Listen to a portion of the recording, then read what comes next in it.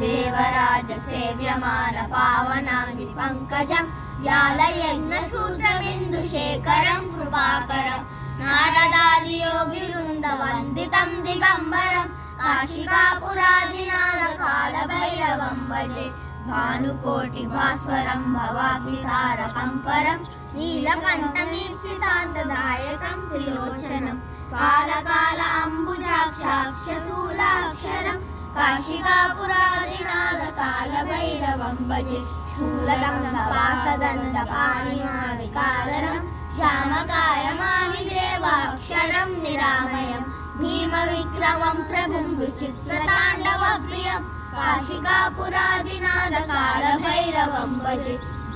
मुक्तिदायकं त्रयस्कचारुविग्रहं भक्तवत्सलं श्रियं समस्तलोकविग्रहं विनिक्वलन्मनोज्ञहेमकिङ्किनीलसत्कटिं काशिकापुरादिनाथ कालभैरवं भजे धर्मसेतुपालकम् अधर्ममार्गनाशकं कर्मपाशमोचकं शरणदायकं विभुं स्वर्णवर्णशेषपाशशोभिताङ्गमण्डलं काशिकापुरादिनाथ कालभैरवं भजे रक्तपादुकाप्रभाभिरामपादयुग्महं नित्यमद्वितीयमिष्टदैवतं निरञ्जनं मृत्युदर्पनाशनं करालदंष्ट्रमोक्षणं काशिकापुरादिनाथ कालभैरवं भजे अट्टहासभिन्नपद्मजाण्डकोशसङ्कटिं दृष्टिपादनष्टपापजालमुग्रशासनम् अष्टसिद्धिदायकम् अकालनादिकाधरं